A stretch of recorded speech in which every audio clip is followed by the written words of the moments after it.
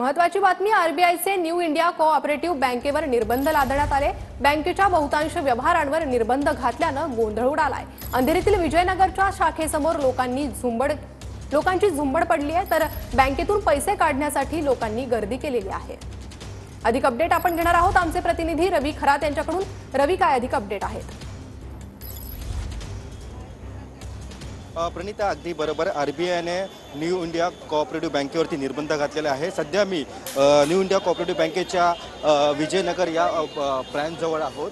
आपण पाहू शकतो की नागरिकांनी या ठिकाणी मोठी गर्दी केलेली आहे। खरं तर जे या बँकेचे जे खातेधारक आहेत त्यांची मोठ्या प्रमाणात या ठिकाणी आपल्याला गर्दी पाहायला मिळत आहे।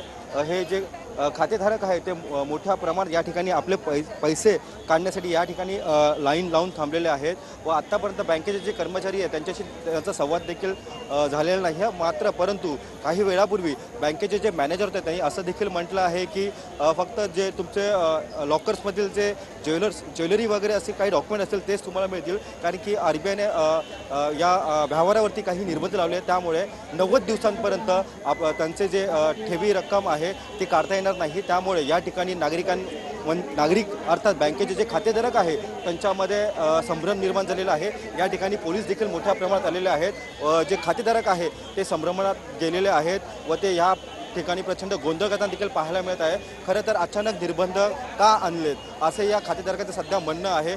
मोठ्या संख्येने हे जे खातेधारक आहेत ते या ठिकाणी आलेले आहेत। खरं तर ही अंधेरीतील न्यू इंडिया कोऑपरेटिव्ह बँक आहे आणि या बँकेमध्ये ज्यांचं खातं आहे त्या खातेधारकांना आता पैसे काढता येणार नाही आहेत। मात्र ज्या लॉकर्समध्ये ज्वेलरी ठेवलेल्या आहेत, काही डॉक्युमेंट असतील ते काढता येतील अशी या ठिकाणी नोटीस देखील लावलेली आहे आणि व्हॉट्सअप बँक नंबर देखील दिलेला आहे, तो देखील सध्या आता बंद करण्यात आलेला आहे।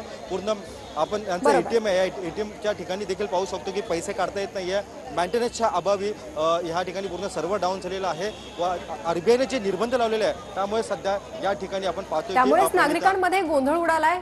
धन्यवाद रवी या सविस्तर माहितीसाठी।